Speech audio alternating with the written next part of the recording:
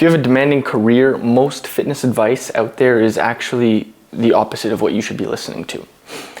Most fitness influencers and people that give advice on fitness on the internet tend to speak to those who are young children, or just like the fitness influencers of this bullshit generation that are just like, oh yeah, just train and you'll be good. And it doesn't apply to most people that are working 9-to-5 jobs or spend anywhere between 6 to 10 hours in front of a desk and wonder if it's even possible for them to lose the weight, get in shape, and achieve the energy and the physique that they're kind of looking for.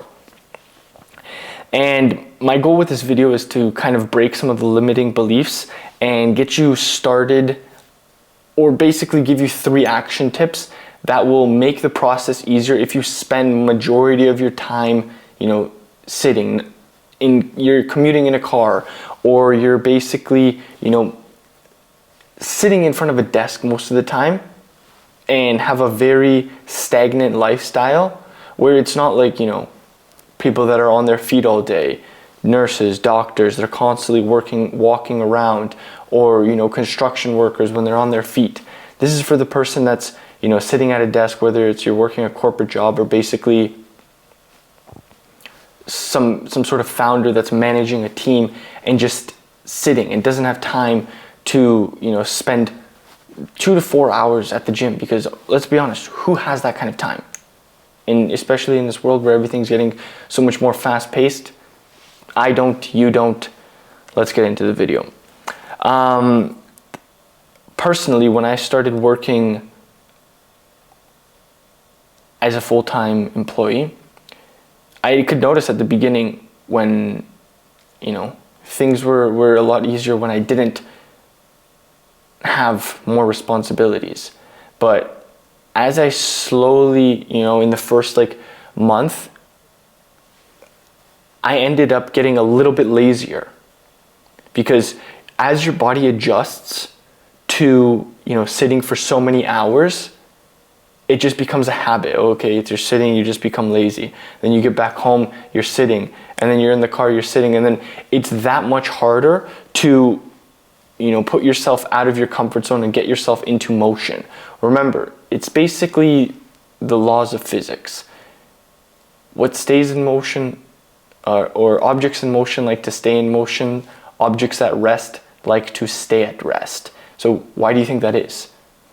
The more time you spend sitting, your body is just going to start adapting to this sitting mentality, and it's just going to be like, all right, this is what we do for now.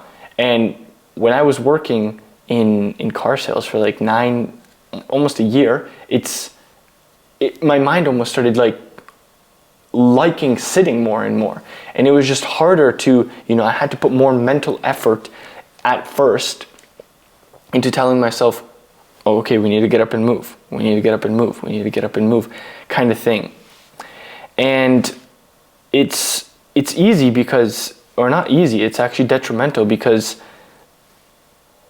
it can it'll legit fuck up your fitness schedule and your whole kind of approach to fitness. You as somebody who sits more, even though for example, somebody like a construction worker is going to feel more exhausted at the end of the day, you're going to feel more exhausted and not willing to want to do more things just because your body has adapted to this sort of movement. And in this sense, all you're going to feel is, all these things are going to start adding up, and then you're not going to want to be doing the things that you want to do. You're going to be training into consistently, you're going to be eating pretty well but not progressing, and then you're going to think you need more discipline, but you're actually wrong. It's not discipline, it's just structure and consciously being aware of how you're living that really comes to it. The reason a lot of men don't simply get the energy and get into the shape that they want to get into is they're working demanding jobs. But it's not only that, it's the lifestyle that's affecting their way of thinking. Your brain likes to take the path of least resistance, right? So if you want to make a change and you're like thinking about, I want to make a change, but your mind is always going to default to the path of least resistance. So if it's like, oh, okay, if I, like just a basic example, if you have an elevator and a stairs, you're going to take the elevator because it's the path of least resistance. You have to make a conscious effort to take the stairs. And as you sit and work at a desk for multiple hours, you're basically chained to a desk. Your mind is just going to get adapted to taking those paths of least resistance, and you have to start consciously taking different paths.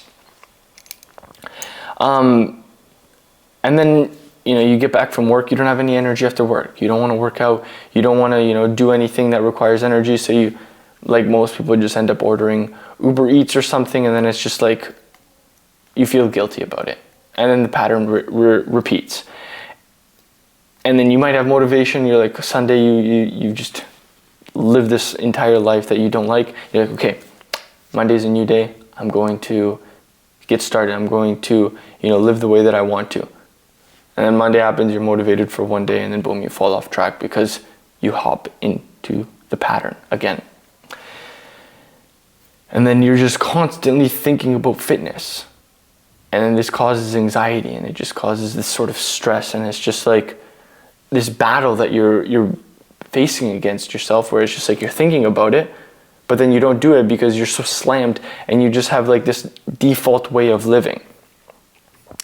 So the goal for you from this video is, you don't want to be shredded. Like nothing you're going to take from this video is going to get you, like maybe if you do it for a long time and like, stack up some other information and like diet down, it's not here to get you at 8% body fat.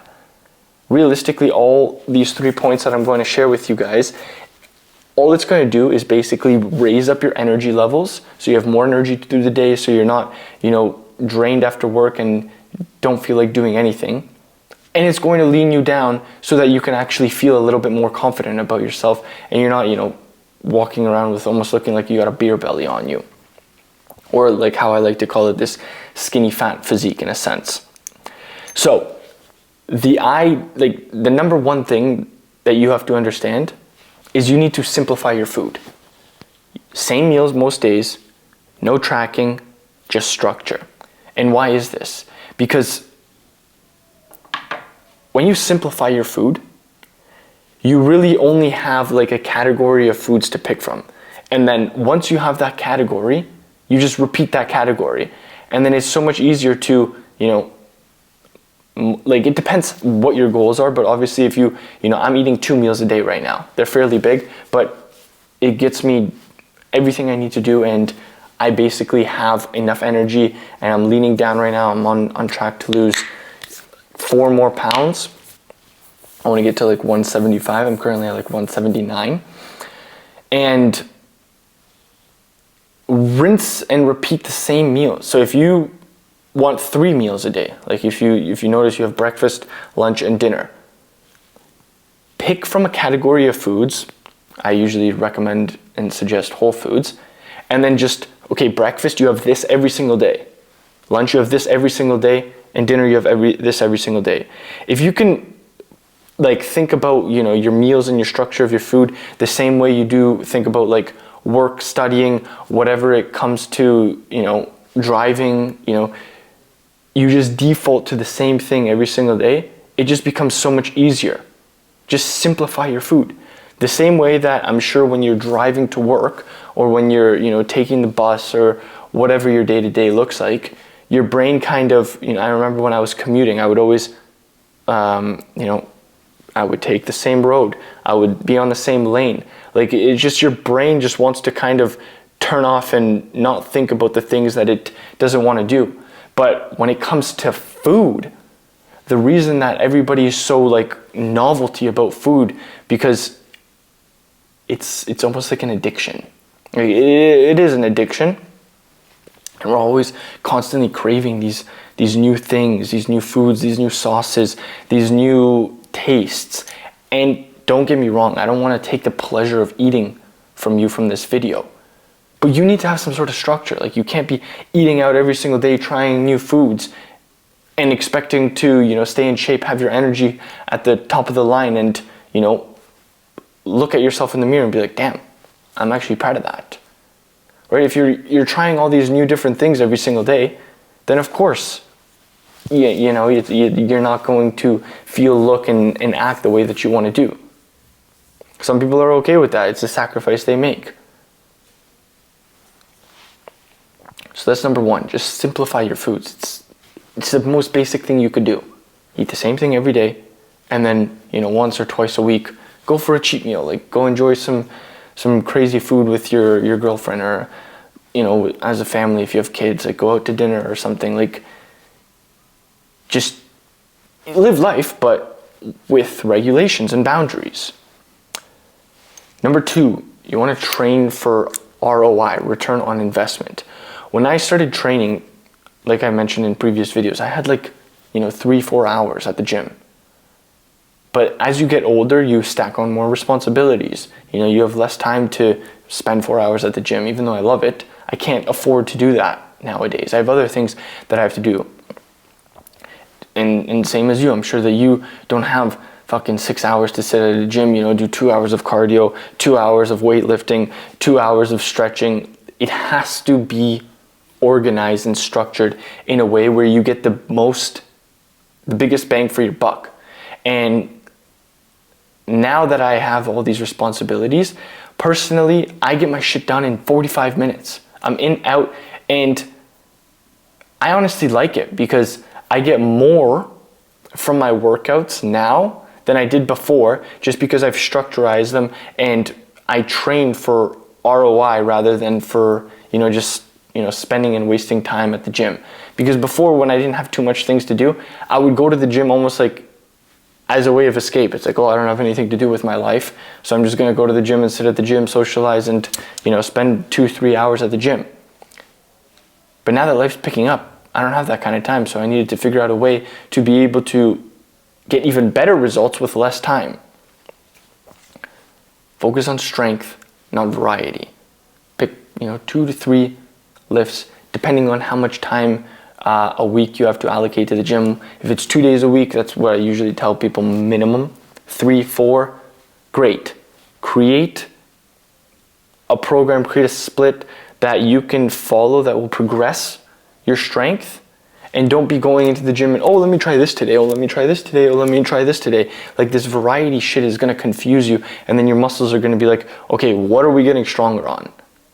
Because obviously, you're picking fucking candy like you're at a candy store. Like, no. Pick 2 to 3 things, get strong at those. Don't try a million different workouts. It's not how you build muscle.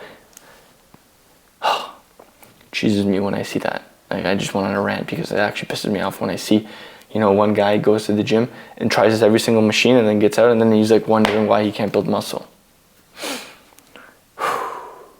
Lastly, remove decisions, right? That's why, as business owners, move up in the company, they delegate their tasks to other people.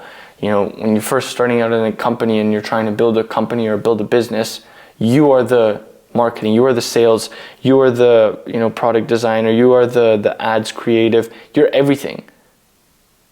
But then as things grow, as things scale, you delegate things to people so you don't have to have all these decisions that you have to make. You hire a sales manager, you hire a marketing manager.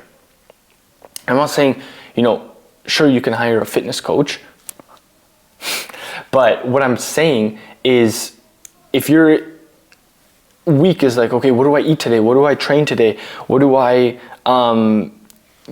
you're trying to figure out everything as you wake up, that's just like a recipe for disaster. Because your brain, like I told you guys, likes to take the path of least resistance. And if you're trying to think about all these different things every day, it's just gonna end up defaulting to, fucking Subway or something. And sure, it's tasty in the moment, but is it, helping you to get your goals? No. Stop negotiating with yourself. Just create simplicity. That's why people with to-do lists get much further in life. Sure, it looks a little bit, robotic from the outside, this guy is just following like a list and checking it inside. But it's what the basic and standard of discipline is, right? You're like, okay, I'm gonna work out for 30 minutes. I'm gonna, get 10,000 steps in. I'm gonna work for 8 to 10 hours. Got some meetings, got some phone calls, whatever it may be that's, in your kind of lifestyle. And then you're gonna go to sleep, or you're gonna spend some time with family, and then you're gonna go to sleep. Like, if you just break it down to like simple segments, and then when it comes to your food, okay, I'm gonna eat this for breakfast, this for lunch, this for dinner. And if you don't have time to cook, and if you don't have, a wife or somebody who could cook for you, if you're a guy watching this, if you're a girl watching this, if you don't have a husband to cook for you, or if you don't have the time to cook for yourself, dude, it pisses me off because we live in a society and a generation where it is so simple nowadays to go online and then order high protein, ready-made meals for you that just come once a week, like a subscription you can get. You can go to I forget the name of it right now, but maybe I'll leave a description or a link in the description to one of my favorite ones. I forget what it was called. But it's just like you choose like the high protein option, fat loss option, and then just weekly subscriptions. And then every week they send you the new same meals. And it's like dummy proof. It's like if you just eat that, if you train to progressive overload, and if you, walk more than you sit, you're conscious about your movement, it's like, it's a recipe not to fail. Yeah, it's dummy proof basically. Like I like to tell people, if your plan only works on perfect weeks, it's not a plan. It's wishing, it's hoping that something's going to change. It's not, something's going to change, something's going to happen. Your plan has to fit in the most chaotic days, the most stressful days, and that way you can actually see the results and get closer to the results that you're actually aiming for. If this video helped you guys, or you took one thing away from it, it's just simplify and be conscious of what you're doing. Because I know from experience, personally I hate it, but you have to do what you have to do.